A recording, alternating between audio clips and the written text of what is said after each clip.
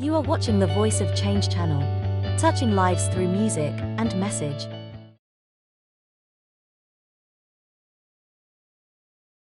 Throughout history, there have been countless stories, songs, poems about love. Welcome to the program where love writes the story.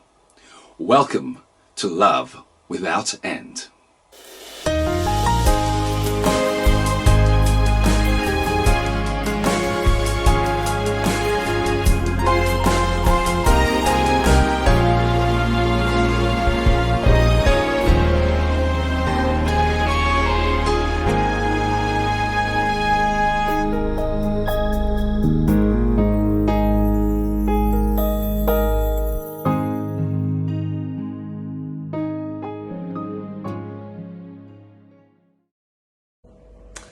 Following the tragic death of my mother at the beginning of 2007, I lost all hope in life itself.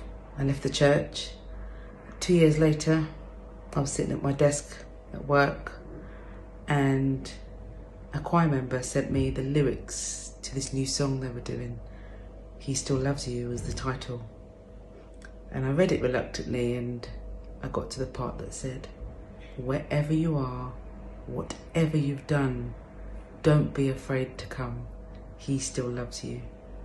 There's nothing too great, nothing too big that he won't be willing now to forgive.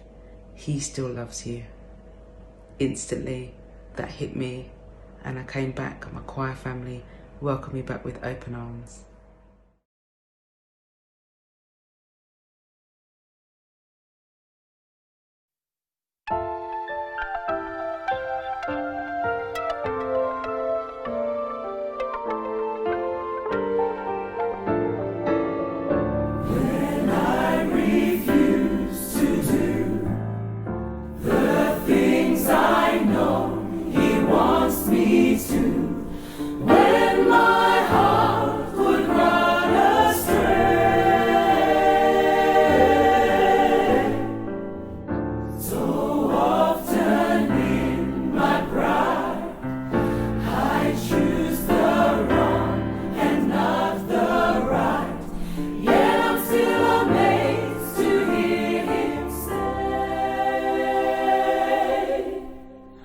still love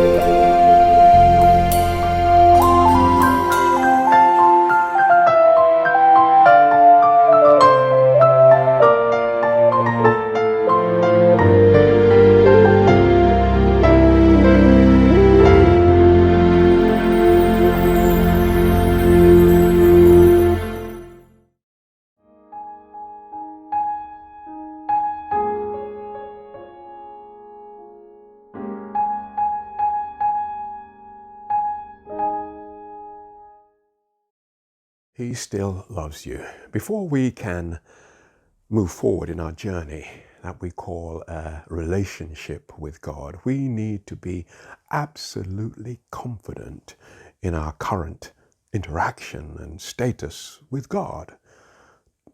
Does that status ever change? Does God ever change?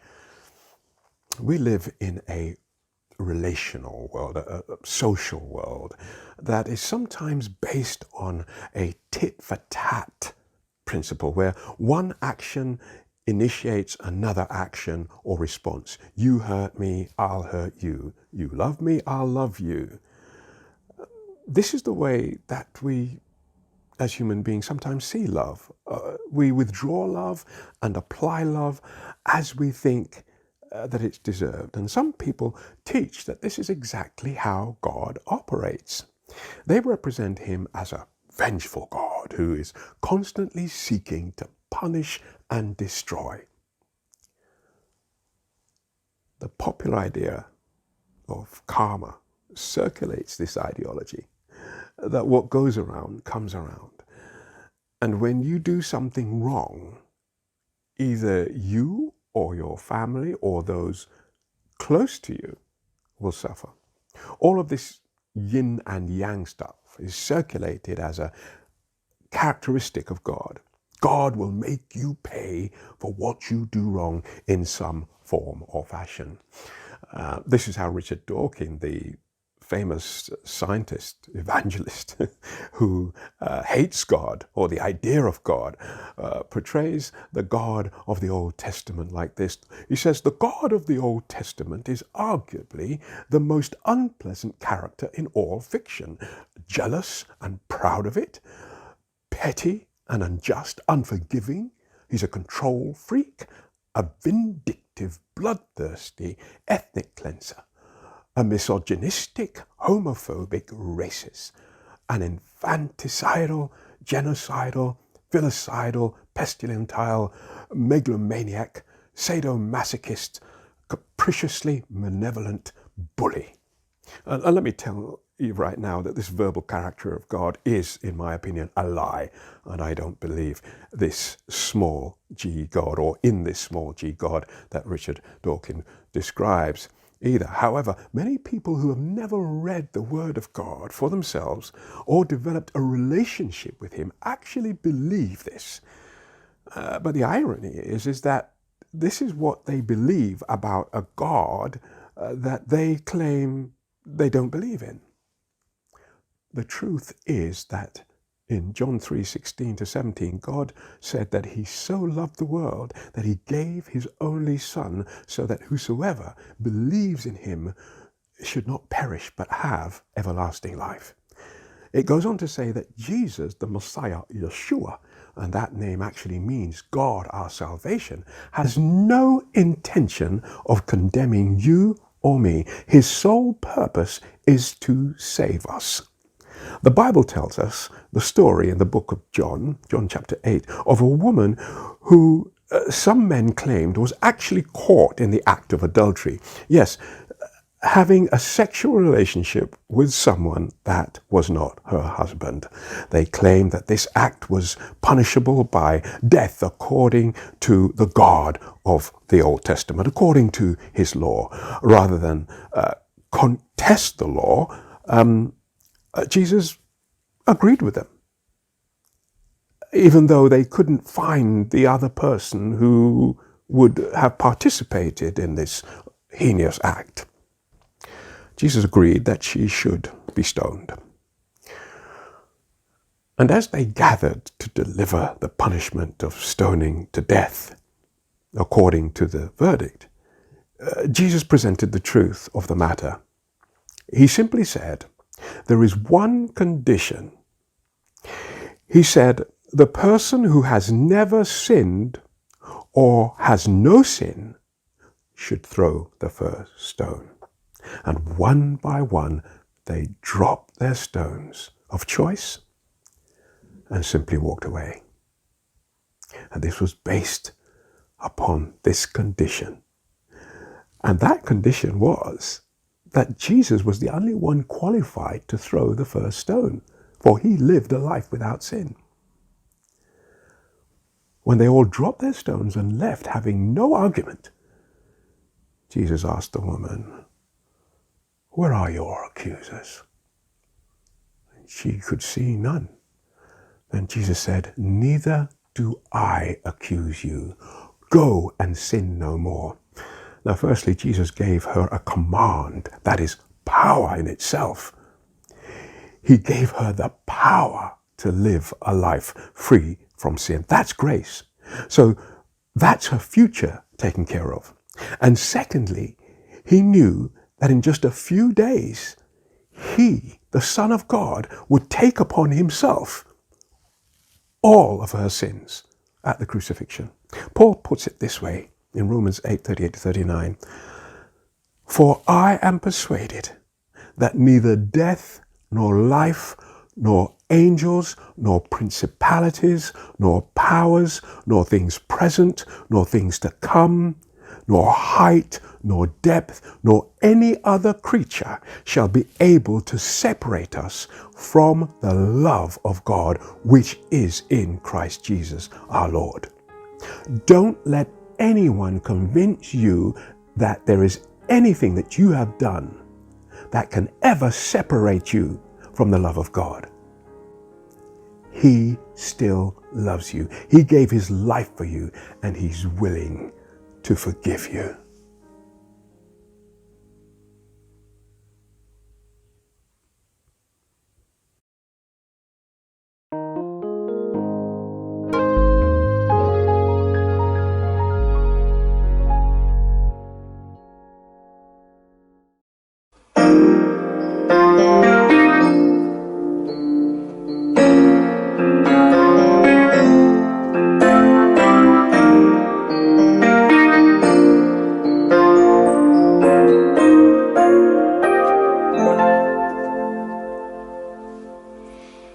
Several times in my life I have been in trouble with the police for breaking the law. Nothing more than a traffic offence, going a little bit too fast. Nevertheless, still breaking the law. I don't have a criminal record. I've had points on my driving license. They're all off now. It's nice and clean. And I hope to keep it that way. In fact, I travel by train where I can. So for some, my life might be relatively trouble-free, relatively innocent. But I strive to have a genuine relationship with God, to be a genuine Christian, to have a genuine walk with God. And because I want to be genuine, because I want it to be real, if I miss the mark, I feel it. My life is not blemish-free. There are things that I can look back in my life and feel ashamed of. Now, as human beings, we go through life, and our failures at times help us to learn, help us to progress. So I don't think it's a bad thing to be able to learn from experiences. But there are things that you do unintentionally, and you're ashamed of them, but they were unintentional. There are things that you do in life, and let's face it, there are things that we do. Sometimes we know the right thing, and we don't do it. We almost intentionally rebel. This song, He Still Loves You, was actually written out of necessity. But at times you might think that something's done out of necessity, or you didn't plan for it, but then later on it's revealed to you. Later on you see that there was a reason behind it when you actually see its very power. The choir rehearses on a Friday evening. Now, Fridays and Saturdays for us as an Adventist choir, as a Seventh-day Adventist choir, that's what the SDA means in our name. It means that we observe a holy day from Friday to Saturday sundown. It's a day of joy and celebration and worship and family togetherness and rest. Recommended, by the way. But because we refrain, or we do our best to refrain, let's be honest, our best to refrain from work on that day, then sometimes the hours leading up to Friday evening, Friday sundown, when the Sabbath begins, can become quite congested. And you haven't quite done everything that you want to do, and you're in a rush, and you're saying, okay, what do I need to prioritize? So because I live a couple of hours away from where the choir rehearses, I have to plan my days to make sure that I can get my train on time, or drive on time if I'm driving, which I try not to do so I don't get any more tickets. And this particular Friday I was really quite busy. I had not planned the choir rehearsal. I didn't really know what we were going to be doing that evening. And of course, didn't want to disrespect people by them all coming, and I haven't, as a musical director of the choir, prepared anything for them to actually sing that night. I didn't want to go and make it up on the spot. I like to make sure that choir rehearsals are meaningful. A lot of times when I'm not certain of what to do, I will endeavor to create something. I'll say, right, okay, well, let me just write a song so we've got something new, something fresh to do tonight. So on this particular Friday, I was in that situation where I really hadn't planned what the choir were going to be rehearsing that night. I didn't want to cancel, but cancelling's a little bit unprofessional and a disrespect of people's time, because if they've planned to do something and you're putting it on them at the last minute, it's not a nice thing to do. So we try to avoid that. So I said, let me sit down, let me write a song. Now, of course, there are times you can do that, but there are other times you really just cannot just sit down and say, let me write a song, because it's got to be genuinely inspired. So sometimes you might play around, come up with something that you really like.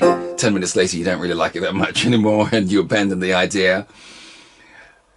Other times you're just searching, okay, what do I want to write about? You don't want to write something that has already been written, something that sounds cliche and weak, and a sound bite, and it doesn't really sound like you've really put your heart and soul into writing it. So moments like that, I think, let me think honestly about life, honestly about my life, or about my experience in life. Where am I? How do I feel? How do I feel in a particular given moment? Where do I feel with God? What do I think about my particular connection, relationship with God? About the strength of my praying, or the strength of my studying the Bible, not just for intellectual purposes, but to know more about and to have a better connection with God, so that I can be a better person, not just for me, but for the world, to help the world to be a better person, for my family to be a better person, for my community to be better everything. And how did I feel? And even though I spend much of my time in doing work for the Lord in terms of church or gospel music or whatever, sometimes you can do that, and whilst you enjoy what you're doing, you recognize that sometimes that connection, that proper connection, is getting weakened. It's not being strengthened as you do your work. You're doing the work, and because you've had a lot of experience doing it, you'll get through doing it. You get through the next concert because you know the chords, and you know what to play, and you know how to get your mind set into a specific zone to make that concert work. But behind the scenes, when you get home and everybody's enjoyed and been blessed by the concert, and you're home, and you are kind of sitting there and thinking about your own life. Where are you, or where are you in relation where you ought to be, or where you want to be within your relationship? But as I said, I want to be a genuine person. I don't want to be just wearing a label. I want to be. It's a strong desire of mine. So I thought, let me think about my own life and times when I've been disconnected from God. And the words just came: when I refuse to do the things I know He wants me to, when my heart would run astray, so often in my pride I choose the wrong and not the right. So as you can hear those words, there is something intentional, there is something active about those words. When I refuse to do, when I choose the wrong. It's not when I don't do what's right, it's when I refuse. In other words, I know, but I've made an intentioned decision to do something, even though my conscience is saying, no, that's not the right thing to do. But you're like, thank you very much, conscience, I shall see you later. Okay, and that line, I choose the wrong, which means we have the power of choice to do the right and the wrong. Sometimes you say, well, that looks more attractive at this time to do. It's not that you don't know the right and wrong. I've been brought up in a strong Christian home, strong Christian foundations, being involved in church. I've never disconnected from church life and so forth. But you can still be in that space, in that place, but within your experience with God, you're not as connected. And I would say, it's not based on feeling. Please don't base things on feeling. I don't feel quite connected with God, am I there, etc., etc. Your feelings will go up and down. You might be tired, or you might, hormones might be up or down, and never trust feelings. It's not feelings. It's got to be a principle-based thing. I know God is there. I know I love God, and I want to. But at times, I do believe that I'm not necessarily hitting the mark. Or if I'm doing something which I just know is not in His way, then I don't think I have to think too hard. Am I pleasing God or pleasing my fellow human being at this present moment in time? And that's the honesty which really inspired the words of this song. And then As you can hear, everything's in this very sad key.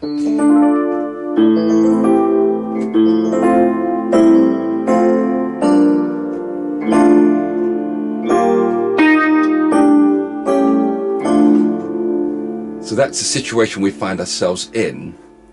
And then there's a turnaround. Some of the songs I've explained, I said there's the moment where we present the problem, then there's a little turnaround moment which leads to something a little bit more in the light. So from your darkness, and somebody's turning on the light, and you're going to the place of the light.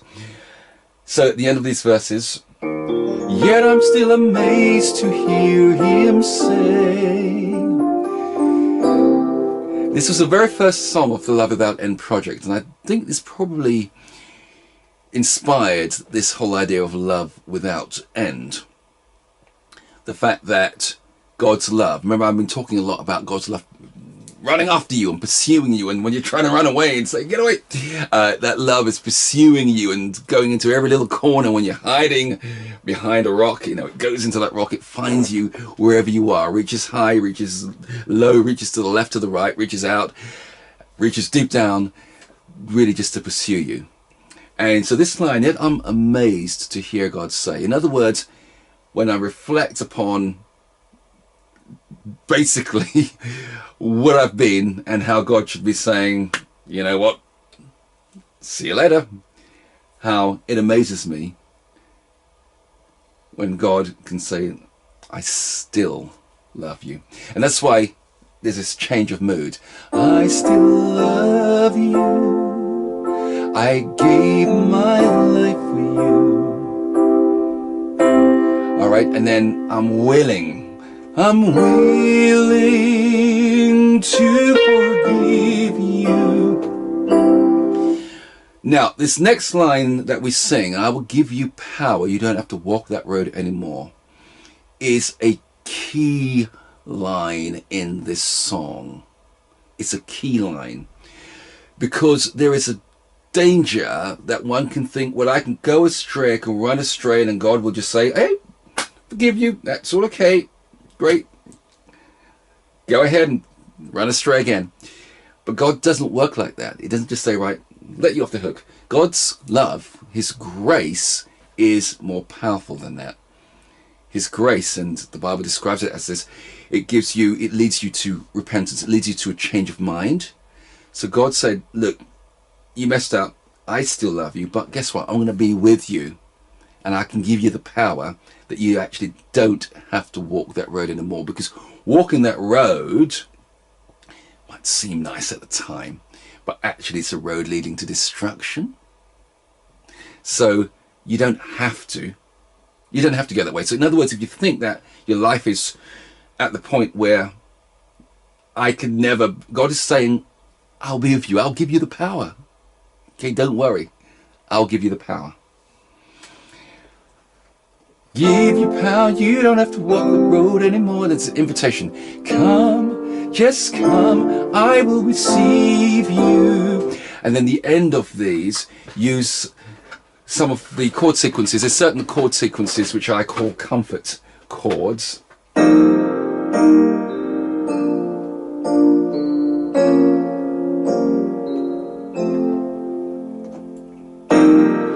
That's unresolved.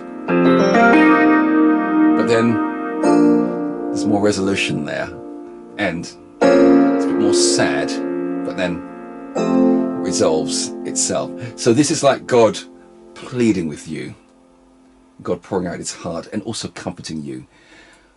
I still love you, I still love you. Yeah, and we've got that pleading line. I was going to use a musical term, pleading motif, we call it in music, but that pleading line, love you. Yeah, there's a sorrow in there. It's melancholic, and there's a sadness in there. Yes, you've broken God's heart, but God is saying, I'm still here for you. So this is this pleading, come, don't run away. I'm here. Believe me and trust me. And then the second verse, So even though God has said, I still love you, within our minds there's a still, does he still love me? So it goes back to this little pity party we're throwing for ourselves. Sometimes it seems as I have strayed so far from his side. His love I really don't deserve. And then there's this feeling of being consumed by guilt and shame. And you're asking the question, Lord, how could I do this to you? So you will hear everything gets louder and also higher. Consumed by guilt and shame, how could I let him down again? So the tenors set the melody and everything else goes higher, and it's much more powerful. And at that point, you're in a mini state of intense, almost agony, really. How could I do this to God? And saying, just right now, I need to hear him tell me. I need that assurance. I need to hear him just whisper those words to me that I'm still loved. Okay, and then second chorus and the final chorus, we use a descant, which is just a soprano part over the melody, just to add a bit more weight to it, and just to almost annotate, this what's being said, to say, yep, you can trust what's being said. So it's adding a little bit more meaning and more assurance to the situation. Love you, I gave my life for you. Yes, I am willing to forgive you, and I will give you back. The next section now changes perspective. There are three persons this song is. So it's the personal element, the person talking when I refuse to do, and then they want to hear God's voice. So the choruses then become God's voice saying, I still love you, I gave my life for you. And then the perspective now changes, where we are now communicating to each other. I like to look at that like a triangle, like where it's God's at the top, the supreme at the top, and you, one at the bottom of the triangle, and another person at the other end of the bottom of the triangle. So, God is who we look to, but God is the one who gives us all the strength. And then we also encourage one another and are encouraged by one another to look to God. So it's like a triangle. And this perspective changes, and it changes to you personally, to me personally. Wherever you are, whatever you've done, don't be afraid to come. Know that he still loves you. All right, and this next line is nothing too great, nothing too big. It's a really true and important line, that you mustn't feel that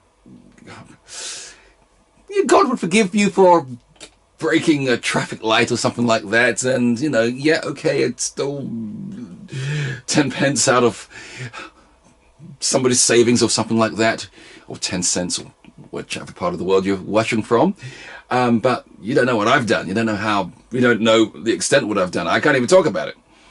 But this is saying there's nothing. Okay, you cannot do anything which is too big for the creator of the universe. He's seen it all, so you can't hide from him. So nothing too great, nothing too big that he won't be willing now to forgive. Don't be afraid to come. He still loves you. All right. And then it changes to questions. Are you feeling estranged? Are you feeling so far? Hey, it can all change. Just come just as you are. Don't need to do anything. Come as you are. He's waiting. Okay.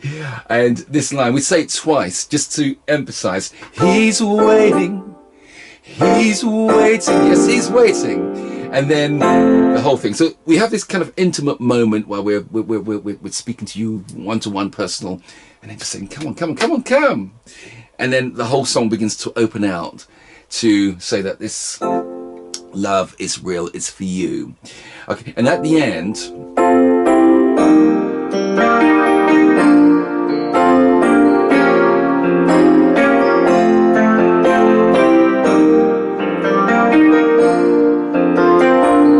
goes around, around, around. And when I conceived this, I really had in mind like a room of people who were all feeling broken, all feeling estranged, all feeling far from God, or feeling I can never do this because you don't know how bad I am, and how do I take the first step? But literally just God going around and saying, look, I still love you, and you too, and you as well, and you in the corner there, you are loved as well, and you back there who thinks, you who just about to leave the room feeling that you can never be loved, I still love you as well. So it's all these different perspectives, these different angles, just why we sing, he still loves you, he still loves you. As we go around and round and round again. We want that phrase to go around your head. We want it to be what we call an earworm here in the UK, something that you can't get out. We want you to wake up in the middle of the night knowing that God still loves you.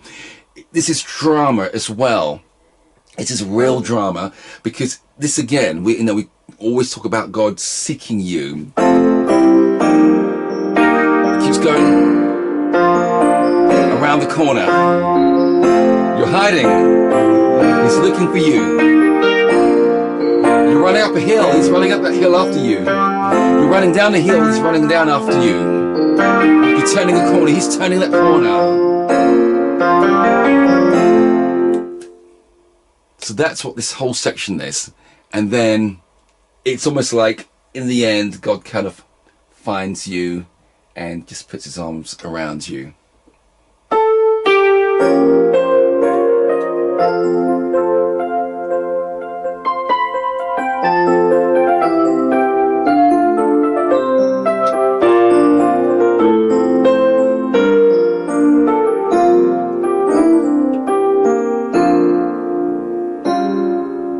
Remember, he still loves you.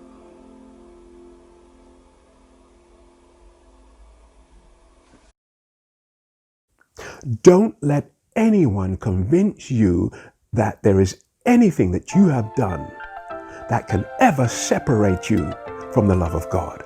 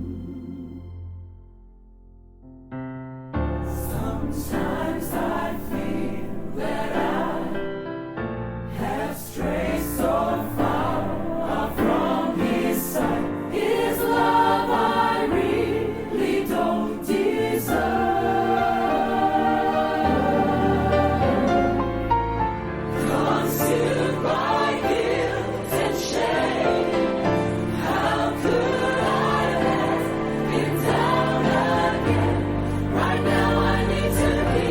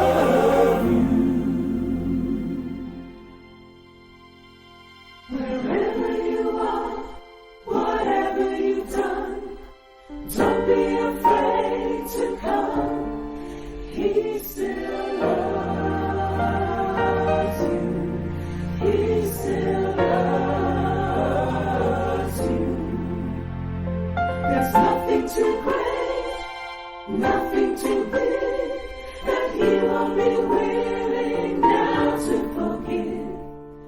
Don't be afraid to come, he still loves you. Feeling estranged, feeling so far, but it cannot change when you come as you are. He's waiting, he's waiting, he still loves you. He gave his life, yes, he's pleased to forgive you, and he will give you love. You don't have to walk that road anymore. Come, just come, he will receive you. He still loves you. He still loves you. He still loves you. He still loves you. He still loves you. He still loves you. He still loves you. He still loves you. He still loves you. He still loves you. He still loves you. He still loves you.